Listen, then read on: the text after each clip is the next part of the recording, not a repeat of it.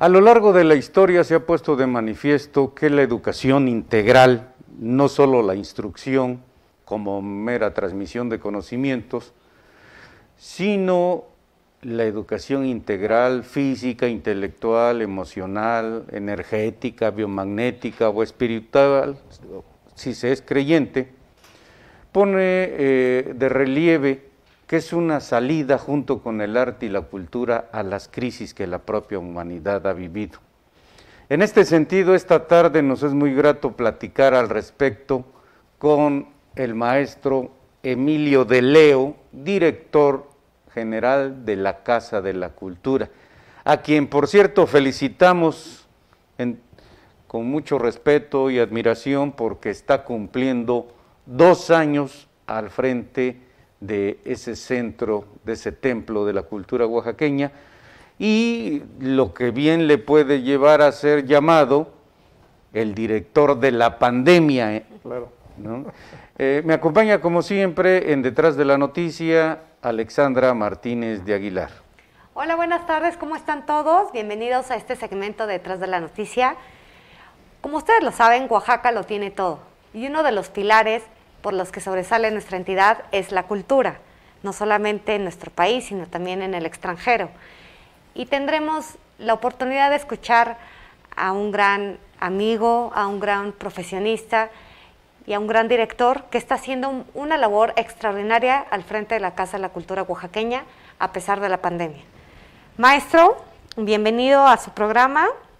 Por favor, quiero que le cuente a la ciudadanía cómo ha sido estar al frente de este pilar tan importante para nuestro estado después y aún con la pandemia de la COVID-19.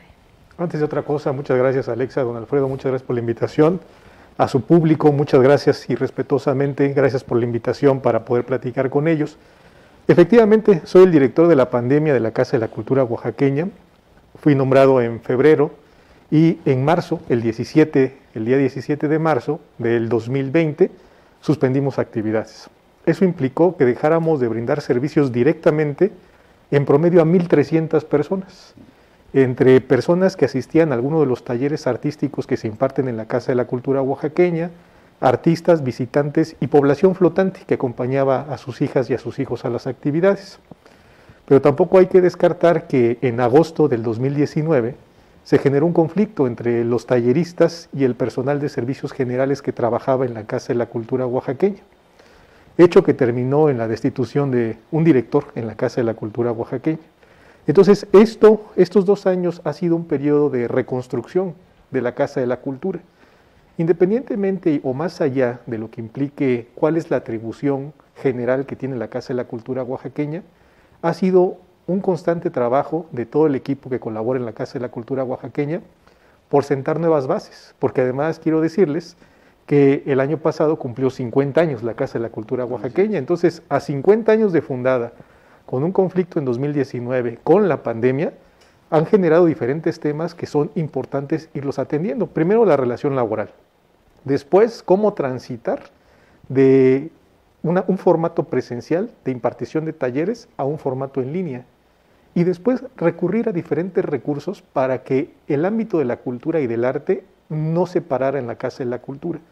¿Por qué? Porque las autoridades sanitarias durante la pandemia no consideraron que la cultura pudiese ser una actividad preponderante, que yo creo que sí es una actividad preponderante, porque de las actividades culturales va a surgir las nuevas reglas del ordenamiento social. En contraste en un país donde no nos gusta hacer fila, por ejemplo, ¿sí? Donde no nos gusta esperar nuestro turno, la cultura lo que hace es promover eso precisamente. Como parte de la educación. Como parte de la educación, justo en la introducción que usted decía, ¿sí? Al inicio de este programa. Entonces, eso va a generar que esta reconfiguración social pase por las actividades culturales. Claro. Hay que hacer fila, hay que agendar para visitar alguna exposición, no podemos permitir sobrecupos y hasta el momento no hemos podido regresar a las actividades presenciales porque el 70% de la población que tenemos es la población que todavía no ha sido vacunada, las niñas y los niños. Así es. Entonces es una prioridad y se antepone el derecho a la vida y que se soporta en los derechos culturales que tiene cada persona que radica en Oaxaca. ¿Sí? ¿Cuáles son esos derechos culturales? Accesar a los bienes y servicios culturales, es lo importante. Por eso hemos dispuesto de galerías virtuales para difundir el trabajo de los artistas. Abrimos las galerías de manera presencial cuando estamos en semáforo verde, están abiertas al público, cuando están en semáforo amarillo, naranja, la modalidad cambia porque hay que agendar la cita a través de la página web. Y eso, créanme, que no ha sido obstáculo para promover a las y los artistas que ahí se han presentado. Qué interesante, maestro, porque pues eso nos permite entender que a pesar de la pandemia o en medio de la pandemia, que continúa y llegó para quedarse, no se ha dejado de trabajar en materia cultural en la Casa de la Cultura Oaxaqueña. Es importante que nuestros televidentes, sobre todo los jóvenes y los niños que le ven, sepan quién es el maestro Emilio de Leo Blanco, ¿no? Joven, gracias a Dios, esperamos que nos viva 100 años. Muchas gracias, Alfredo. ¿No? Y que siga aportando a la cultura oaxaqueña. En ese sentido, ¿qué le motivó a dedicarse en cuerpo y alma las 30 horas del día a la cultura? Porque administrar, planear, planificar acciones culturales no es nada fácil, menos en un país como México, donde la burocracia echa a perder muchas acciones trascendentes, ¿no? En fin, las regulaciones mal entendidas, la falta de políticas públicas adecuadas y oportunas, es decir, es un mundo complejo y complicado. ¿Por qué dedicarse a la cultura, maestro, siendo usted profesional en otra materia? Muchas gracias, mi querido maestro. Justo las razones son las que usted da. Yo tengo una formación social y dentro de mi formación social me he dedicado a la investigación en 3 áreas que para mí considero fundamentales: la ciudadanía, la comunicación y la cultura. De alguna forma siento que las 3 están vinculadas. Yo soy licenciado en comunicación de origen, pero me especialicé en políticas públicas. Y me especialicé en políticas públicas porque justo considero que la cultura requiere de herramientas técnicas para poder explicarse y para generar resultados. La cultura es un campo tan noble, que todas y todos tenemos una opinión en torno a la cultura. A veces son opiniones confrontadas, como es justo el debate que se debe de hacer. Si no hay confrontación, pues tampoco hay propuestas y tampoco hay alternativas. Y siendo Oaxaca un estado eminentemente cultural, antes que turístico, que es algo que siempre digo a donde quiera que me invitan, el turismo es una materia que se genera en función de una oferta. Donde hay playa, el turismo es de playa, ¿sí? Donde hay infraestructura de negocios, el turismo es de negocios. Y donde hay cultura, el turismo es cultural. Así como también hay turismo religioso, ¿no? Juquila, la Basílica de Guadalupe, ¿sí? Pero en el contexto de Oaxaca, el turismo es cultural eminentemente, porque vienen a ver nuestro patrimonio edificado, porque vienen a visitar los diferentes artistas con los que cuenta Oaxaca, porque vienen a ver sus exposiciones, sus talleres, porque vienen a comprar arte popular, algo que sustenta la economía local, que es algo que también hay que mostrar para que la gente cuide en mayor medida todo este acervo que tiene Oaxaca. Por eso me dediqué a generar políticas culturales en el ámbito estatal. Me desempeñé como subsecretario de Planeación de la Secretaría de las Culturas y Artes de Oaxaca, y eso permitió tener un panorama muy completo de fuentes de financiamiento, de proyectos a financiar, porque en ese entonces existía el Consejo Nacional para la Cultura y las Artes, y justo Oaxaca presidió la Comisión de Cultura de la Conferencia Nacional de Gobernadores, la CONAGO. Así es. Que integró una agenda de trabajo determinante para el país, con 2 aspectos fundamentales. Hubieron más, pero solamente quiero citar 2. El debate de generar una Secretaría de Cultura. De elevar, ¿no? Así a es. La calidad de... Así es, a calidad de secretaría, sí, que implicaría una disposición directa del Ejecutivo Federal, que no había una Secretaría de Cultura en México. Y la otra, contar con presupuestos dictaminados desde la Cámara de Diputados.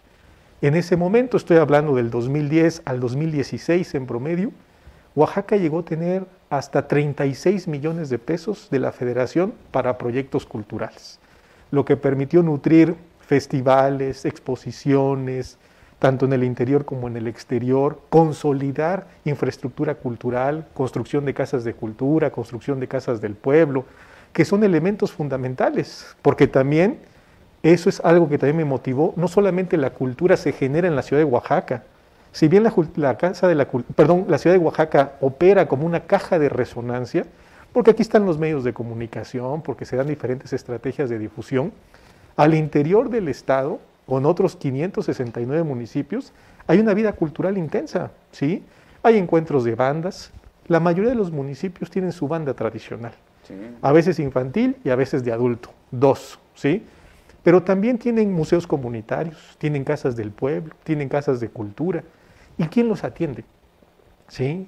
Estamos todavía muy sujetos a la buena voluntad de quien gobierna el territorio, a la autoridad política. Pero yo creo que también debemos de construir estrategias paralelas y alternas, promover la creación de patronatos, promover la creación de asociaciones civiles. Y algo que también es importante y que no se ha profundizado en la materia es la creación de empresas culturales. Si bien sí podemos identificar empresas culturales, no hay un bagaje económico para definir qué son las empresas culturales, cuál es su ámbito de atribución, qué es lo que tienen que hacer. Y ahora el tema ha derivado también en la apropiación de los recursos culturales, ¿no? Lo que estamos viendo con las grandes marcas de ropa que se apropian del diseño textil que tenemos en Oaxaca y que eso genera en proporciones, pues obviamente pronunciamientos de diferentes autoridades. Existe también a lo largo de diferentes actividades económicas venta del patrimonio. Vemos que recurrentemente hay subastas en diferentes galerías y que muchas de esas subastas promueven que se venda patrimonio de origen mexicano, muchas veces prehispánico, ¿sí? Y eso también es algo que nos debe de preocupar, porque quiere decir que la riqueza cultural que tiene el país, y en particular Oaxaca, necesita tener condiciones para aprovecharse, para promoverse, para estimularse, pero también para protegerse.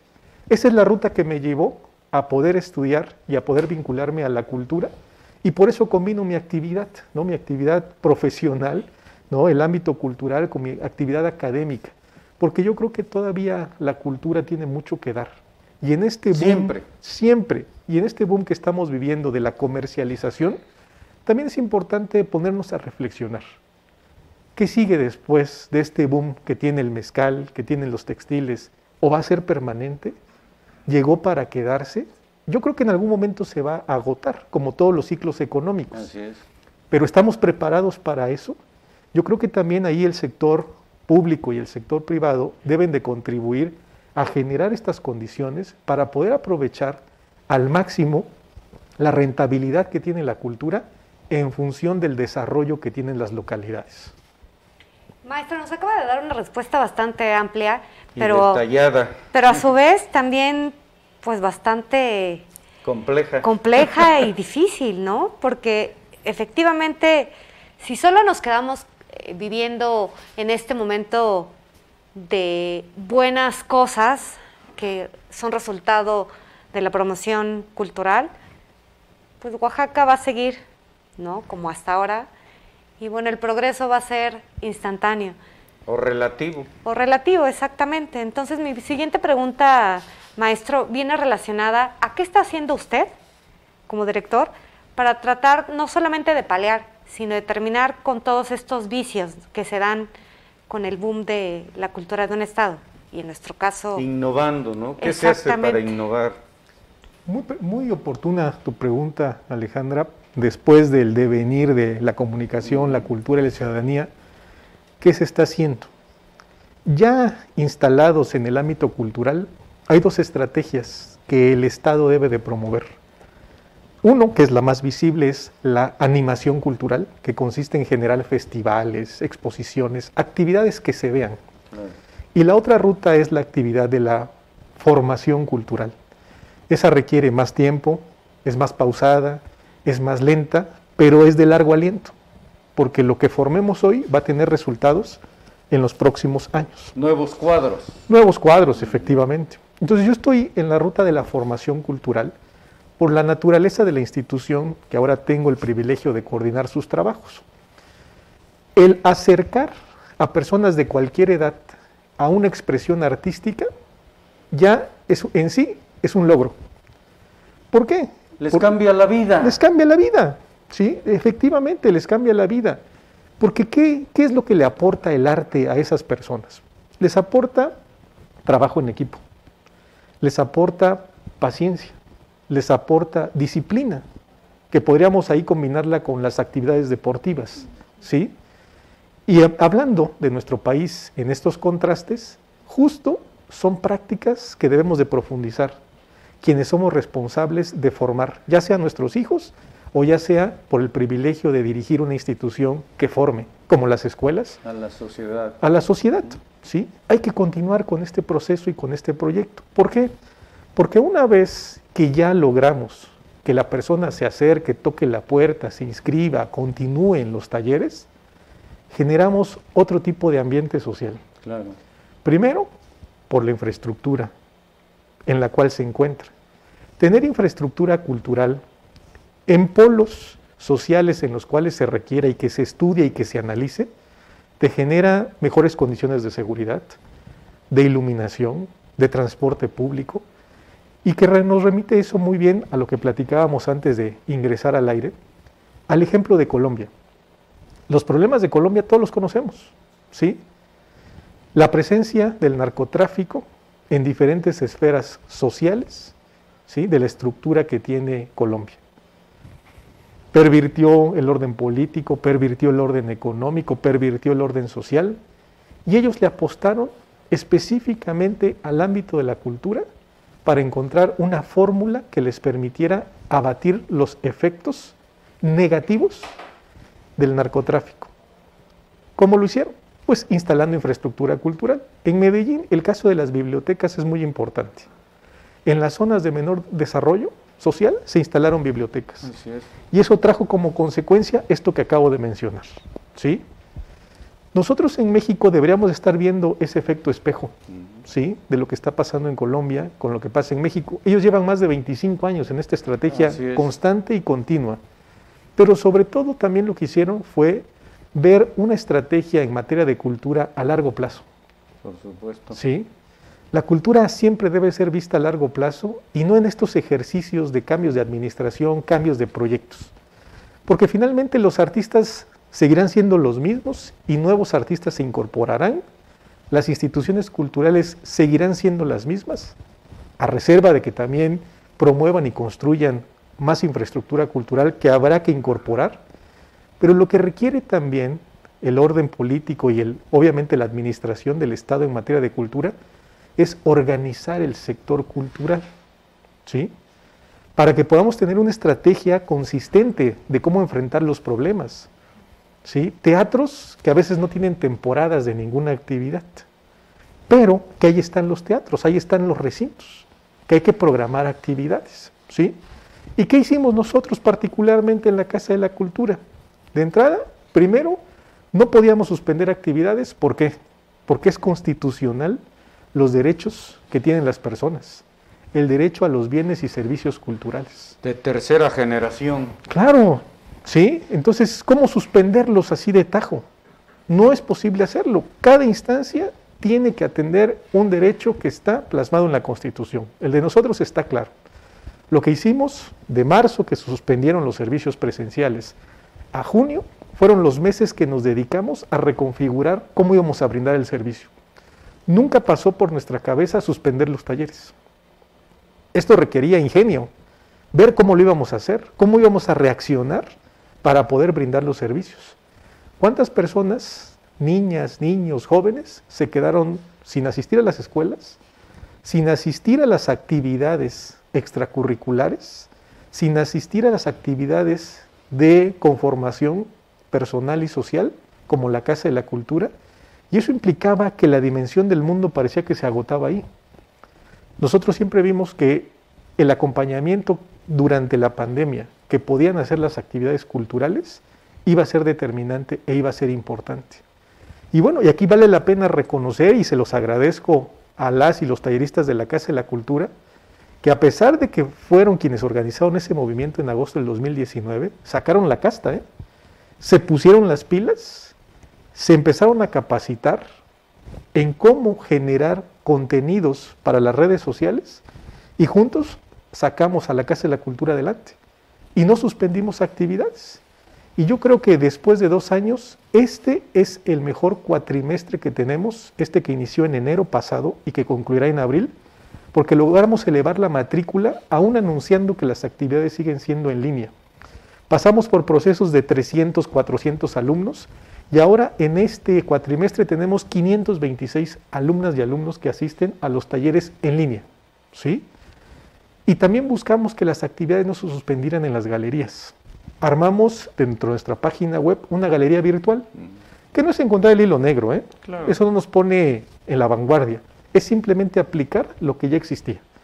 En cualquier museo de cualquier parte del mundo, los museos cuentan con visitas 360, recorridos guiados, ¿sí?, a distancia, y justo fue lo que aplicamos a la Casa de la Cultura oaxaqueña para poder difundir el trabajo de los artistas. Y muchos artistas se volcaron a producir obra durante estos años de pandemia, ¿sí? Y que vale la pena también porque será un testimonio de cómo los artistas vivieron la pandemia. Así es. ¿Sí? ¿Qué sintieron? ¿Qué escucharon? ¿Qué comentaron? Y cómo lo plasmaron en un lienzo para poder hacerlo. Y hasta el momento llevamos 13 exposiciones virtuales. Unas muy exitosas, porque incluso llamó la atención, por ejemplo, la del maestro Takeda, que eso sí me enorgullece comentarlo, que el maestro Takeda en la Casa de la Cultura oaxaqueña hizo su primera exposición en línea. Por pertenecer a un artista a esa generación, siempre pensó en lo presencial, se arriesgó con nosotros, fue de las primeras exposiciones que hicimos. Fue un gran éxito. Fue un gran éxito, nos habló la Secretaría de Relaciones Exteriores y nos dijo, ¿podemos hacer partícipe al maestro Takeda con esa exposición, en una exposición también en línea que organizó la Embajada de México en Singapur con motivo del transísmico? Así es. Gestionamos los permisos con el maestro Takeda y participó la obra del maestro Takeda. Y eso fue muy importante para la Casa de la Cultura porque el logotipo de la Casa de la Cultura apareció junto a logotipos como Casa LAM, Así es. ¿sí?, que es una instancia de mucho éxito en México, prestigio también, ¿sí?, junto a Relaciones Exteriores, también al Museo Soumaya, y entonces eso eleva también el posicionamiento que tiene la Casa de la Cultura. Claro. Y buscamos darle vocación, como una de las últimas estrategias que se implementaron, buscamos darle vocación a los espacios de la Casa de la Cultura oaxaqueña. Promover una galería específicamente para difundir el trabajo de fotógrafas y fotógrafos oaxaqueños o que radican en Oaxaca, Claro. y retomar la importancia que en su momento tuvo la Galería Rufino Tamayo, que es la galería principal de la Casa de la Cultura oaxaqueña. Y cuando digo vocación, ¿a qué me refiero? A la asociación y sobre todo a la identificación de las aportaciones que hicieron quienes tienen los nombres en esas galerías. El maestro Rufino Tamayo, miembro de la generación de la ruptura, Así es. ¿sí?, que si bien no contemporáneo, sí modernista, entonces visionario, claro. Entonces tomamos como credo fundamental que lo que ahí se exhibiera fuera también obedecer al espíritu de Tamayo. Claro. Artistas contemporáneos. Ya han expuesto con nosotros Jaime Ruiz, que llevaba 2 años sin exponer en Oaxaca. Ahorita tenemos la exposición de Luis Hampshire también. Sí. Talentoso, virtuoso y sobre todo que cambia el lenguaje al que estamos acostumbrados en Oaxaca. Rupturista, ¿no? Rupturista, efectivamente. Irreverente a sí, veces. claro.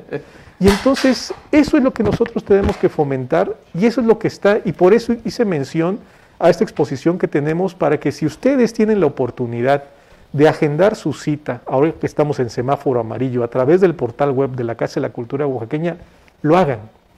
Y esto como resultado, ¿qué tiene, don Alfredo, Alejandra? Qué privilegio ver que niñas, niños, jóvenes que acuden a los talleres de la Casa de la Cultura oaxaqueña puedan convivir con estos artistas. Así es. Claro. ¿Sí? Es un privilegio, no para mí, para quienes asisten. Así es. Y usan los servicios de la Casa de la Cultura oaxaqueña porque te nutre ¿sí? Ver qué está pasando, qué están haciendo otros artistas, y te permite identificar cuál es tu misión al acercarte a una disciplina artística, al participar en un taller de la Casa de la Cultura. Maestro, en el fondo de todo lo importante que comenta, trasciende el espíritu de la educación de la mano de la cultura, o la educación en general como todo aterrizada en la parte de la cultura. Y en ese sentido, hoy tenemos una coyuntura muy favorable para la cultura, así lo ha demostrado en estos primeros 100 días el maestro Francisco Martínez Neri como presidente municipal de la capital oaxaqueña. Y me recuerda el extraordinario trabajo que hizo 2 veces como alcalde de Bogotá, Antanas Mocus, a través de la cultura ciudadana, de promover la cultura ciudadana, con imaginación, con creatividad, innovando a través de mimos en los principales cruceros de Bogotá, ¿no? Con carteles a efecto de motivar no solo a los adultos, sino sobre todo a los niños, maestro. Sí, es muy importante. Yo creo que la expectativa que tiene la sociedad del gobierno municipal que encabeza el contador Francisco Martínez Neri es amplia. Él tuvo la oportunidad de ser secretario de las Culturas y Artes. Por supuesto. Conoce Además perfectamente rector de la Universidad Autónoma Benito Juárez de Oaxaca. Entonces yo creo que esos son elementos y fundamentos que le permiten percibir cómo concatenar diferentes políticas en el ámbito educativo, en el ámbito cultural, para arroparlas dentro de un concepto que a mí me llamó mucho la atención y que se lo hice de su conocimiento para saludarlo una vez que ganó en el resultado electoral, este concepto que es ciudad educadora. Yo creo que mucho hablamos desde la ciudadanía de la responsabilidad que tiene el gobierno, pero poco hablamos de la responsabilidad que tenemos las y los ciudadanos. Un contexto de seguridad, un contexto de participación, un contexto hasta de limpieza de la ciudad. De urbanidad. De urbanidad nos involucra a todos, no excluye a nadie. Y eso también tiene que ver con cómo concebimos al espacio público. Así es. ¿Sí? Generalmente es una frase recurrente en nuestro país decir, bueno, pues es que el gobierno lo tiene que hacer porque yo pago mis impuestos. Y a veces ni pagamos todos los impuestos, ¿no? Esa es la realidad. Es otra verdad. Es otra verdad, ¿sí? Pero esos fundamentos sí te los da la educación, claro, y sí te los da la cultura. Así es. Que la responsabilidad para sacar a un territorio, llámese ciudad, estado, país, nos corresponde a todos y todos debemos de aportar lo que nos toque hacer para que realmente las instituciones, la ciudadanía, podamos vivir en ese clima de tranquilidad que se requiere.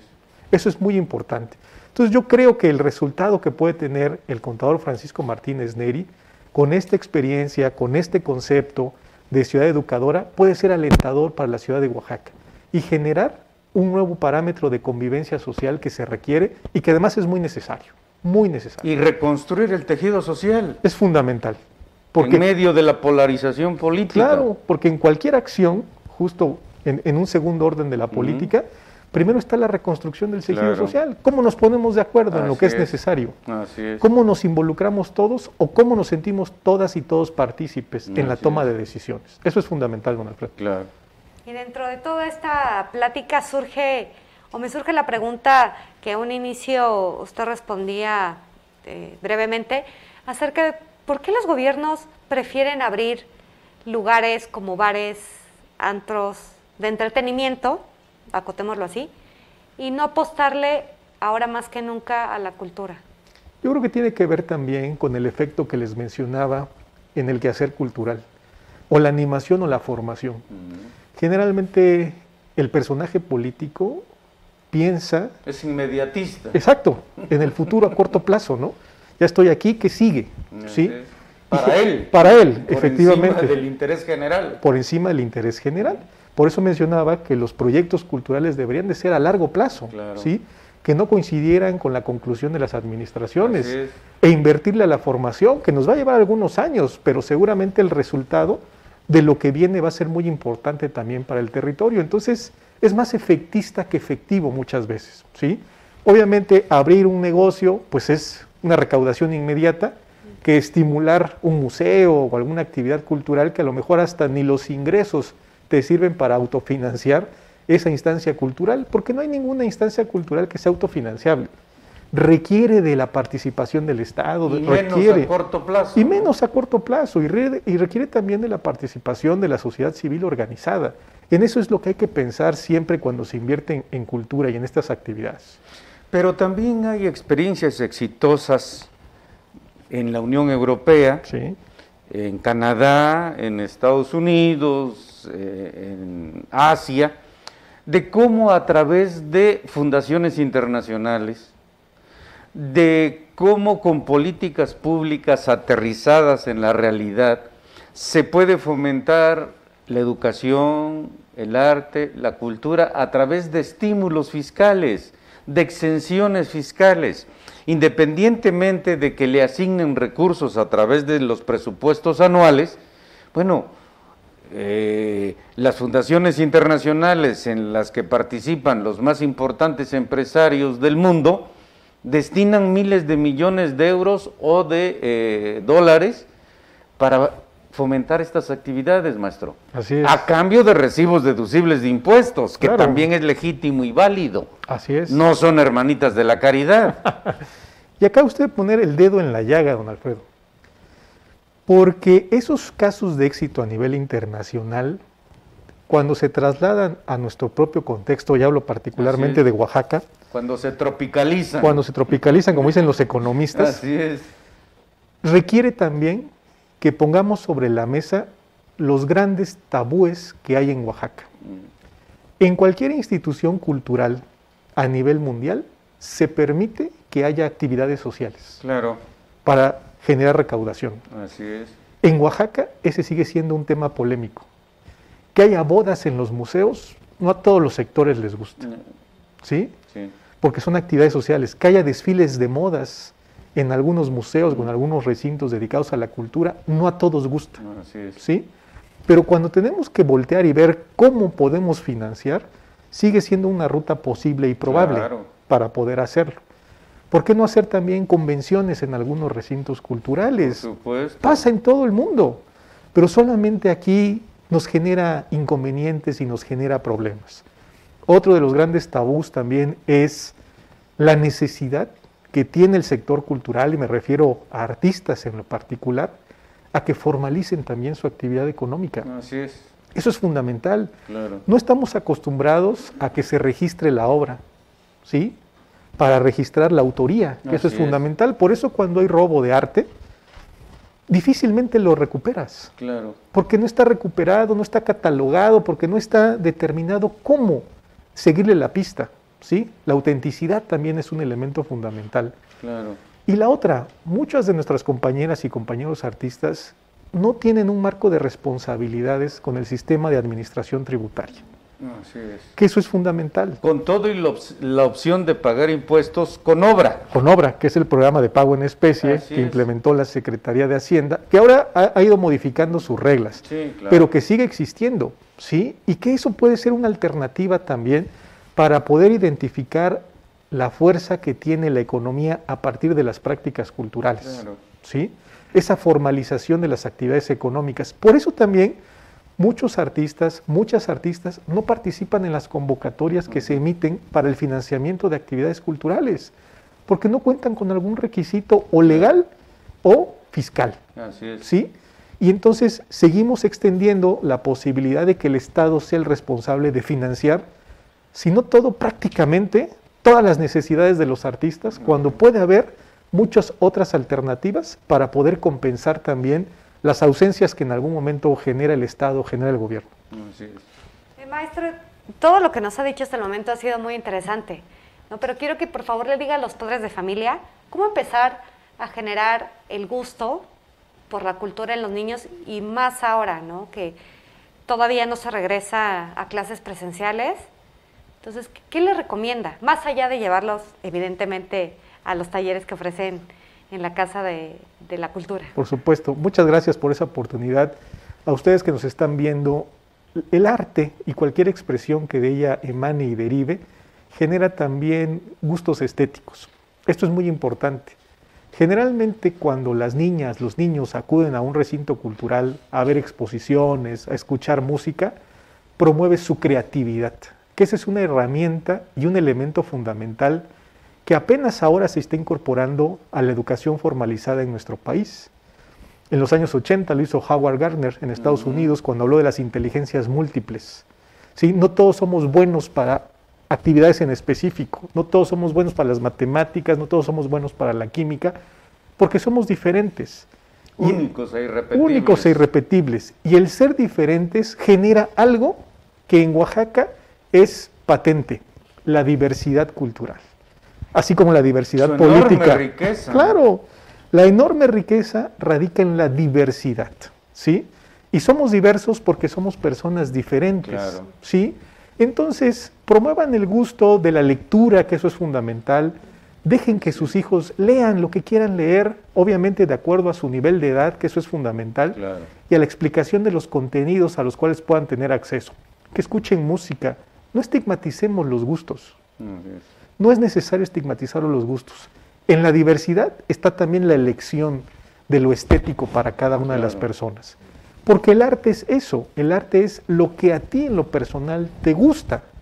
Puedes coincidir con ciertos formatos, con ciertas imágenes y rechazar otras, pero definitivamente lo que te gusta es el arte y esa es la implicación que tiene para ti.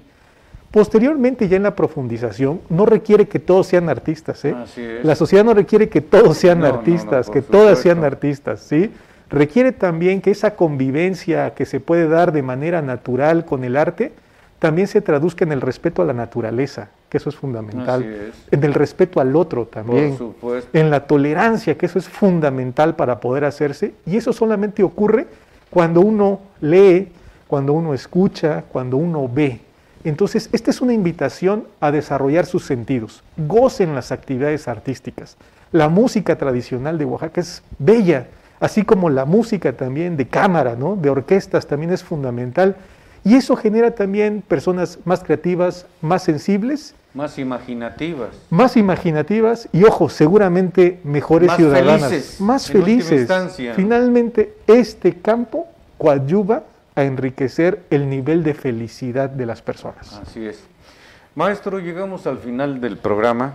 Le agradecemos en todo lo que vale la aceptación a la invitación y hacemos el compromiso de mantenernos en contacto para seguir informando a nuestros televidentes de los logros, de los avances, de las actividades de la Casa de la Cultura. Somos unos convencidos, ¿no?, en la plataforma de medios Mujeres, Xaike, que la educación integral, el arte, la cultura, se traducen en pesos y centavos. Así es. La luz del conocimiento permite vivir bien, porque al manejar ideas se pueden vender proyectos, programas, iniciativas, y eso, bueno, lo vemos respetando los géneros musicales, por ejemplo. Bueno, pues un rapero hoy gana fortunas más que un músico clásico, ¿no? Claro. Entonces, usted hablaba de la importancia de la diversidad. Por es. eso nuestro compromiso a través de Regeneración, Pluralidad, Regeneración Televisión, de ofrecer estos espacios a los diversos actores sociales a efecto de que se vinculen con la sociedad. Maestro Emilio de Leo Blanco, muchas gracias. Gracias, Alfredo. Gracias, Alexa, por acompañarnos en Detrás de la Noticia y, como siempre, de manera especial, gracias a nuestro director general, el licenciado Raúl Castellanos Hernández. Soy Alfredo Martínez de Aguilar. Hasta la próxima.